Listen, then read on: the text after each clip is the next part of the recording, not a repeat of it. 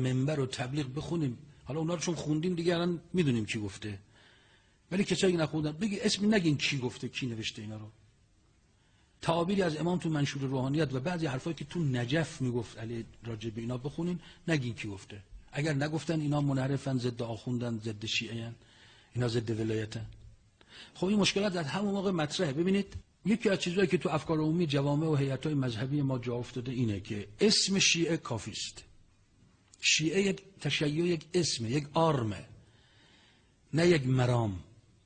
این خطر ما هنوزم داریم ادامه میدیم در بسیاری از منبرها. سوال میکنن میگن چرا شیعه دلش خوشه که اسمش در لیست و فهرست دوستداران علی ابن ابی طالب ثبت شده و این کافیه براش؟ آقای مطهری میگه مثل که مشکل اسم نویسی بوده، یک لیستیه که باید بریم اسممون اونجا بنویسیم دیگه به تموم بعدش. آقای مطهری میگه شیعه، مردم شیعه جزء قالتاق‌ترین مردم‌های دنیا هستند. این تعابیر آقای مطهریه. مردم ما، میگه مردم شیعه جزء قالتاق‌ترین آدمای که ما دیدیم تا به حال. یعنی دروغ میگن، ربا میخورن، گرون میفروشن، کلاه همو برمیدارن، اهل نماز و روزه و خمس و زکات و اینا، با مسمس و افسردگی و کسالت نفس و اینا، در این حال مدعی ترین مردم. حالا جمله غیر از مطهری کسی جرئت نداره، من که واقعا هنوزم جرئت نمیکنم. میگه این که یکی از قالتاق‌ترین مردم، مدعی ترین مردمن که فکر میکنن اینا در کنار انبیا از همین الان تو بهشتن و هی بقیه رو میخوان چیز کنن، راجع به بقیه هی اظهار نظر میکنن. میگه این یکی از بیماری های مردم شیعه است و منشأش منبرهای ماست. ما یک دین و تشیع دیگری رو به مردم آموزش دادیم، اینا فکر کردن تشیع این عبارت میگه این یک وسوسه شیطانی است. ما اینها رو از خدا دور کردیم، از فرمان خدا بهشون یاد دادیم شما لازم نیست به اوامر الهی خیلی عمل کنی، اسمت که شیعه است کافی است. کاری کردیم جوری دین رو معرفی کردیم که مردم به این دل خوش کردن که ناممون بین نام دوستان علی ابن ابی طالب و اهل بیت است. بالاخره از رعایای ایشان هستیم. وصیت میکنیم از پولهایی که به ناحق به چنگ آوردیم، از پولهایی که در زندگی باید در راه خیر صرف میکردیم و نکردیم، یک مبلغی هم به متولیان حرم و مشاهد مشرفه و حرم امام رضا و اینا بدن، ما رو نزدیک قبر اولیا دفن کنن که این فرشتگان جرأت نکنن برای عذاب ما بیاین. بعد میگه که شما خودتون غافلید یا فکر میکنید خدا رو میتونید اغفال کنید. روزی چشم باز خواهید کرد که طبق وعده الهی غرق در عذاب خدا خواهید بود، ولو اسمتون شیعه علی ابن ابی طالب، ولو کنار قبر علی ابن موسی رضا دفن شده باشه. جهنمی سر خدا رو کلاه میگذاری، کلاه خدا رو میخوای برداری. مسئله حب علی بغض علی، حب اهل بیت بغض اهل بیت.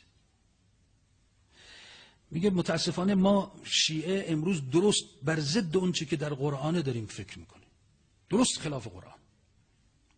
خیال میکنیم کار خدا و عالم بر اساس اوهام و خیالات ما و بر اساس این انتصاب ها و اسم نویسی های. میگیم بالاخره اسممون شیعه است، اسممون جزء رعایای امیرالمؤمنین ثبت و فکر میکنیم مسئله ثبت نامه، در حالی که سنت و قانون خداوند است که محال است مردمی فاسد باشند، دروغگو باشند، اهل غیبت باشند، اهل گناه، گرانفروشی، خیانت باشند و لطف و رحمت خداوند شامل حال اونها بشود، به خاطر که اسمشون شیعه است. میگه محاله، این خلاف سنت الهیه، خلاف صریح قرآن شریفه، خلاف صریح قرآن شریفه که خلاف فرمان خدا عمل کنیم چون اسممون شیعه است مورد رحمت خدا قرار بگیریم. محال مردمی خود رو اصلاح بکنند و مشمول فیض خدا قرار نگیرند ولو اسمشان شیعه نباشد. گوش کنید اینا رو. اگر الان من نگم مثلا اینا رو مطهری گفته کی گفته، خودم از زبان خودم میگفتم، بعضیا ممکنه تو دلشون سب بلند میکنن که من نشسته اونجا حالا پررو هم هست که هر چی به دانش میاد میگه. حالا ببخشید یه بخش‌هایی هم شیعه مطهری داره که اگر در کنار این اعتراضات به این نماد ضعفی که هست مطرح بشه دارد مثل یه نوعی یک طرف دوختن هست. چون وقتی مبانی شیعه رو هم خیلی مطهری مطرح میکنه و دفاع میکنه بسیار ارزشمند،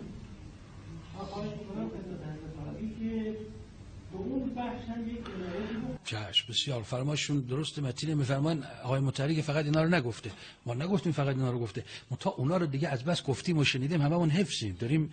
شما دارید همش اولا که این هم مبانی تشیع اینا. ببینید این اولین نکته. من از شما تشکر میکنم که حرفتون رو زدید. خیال میکنن اینا خلاف مبانی تشیع. میگن آقای مطهری، خلاصه منظورتون اینه، حالا غیر مستقیم، آقای مطهری حرفای خوبم داره، چرا اونا رو نمیزنید؟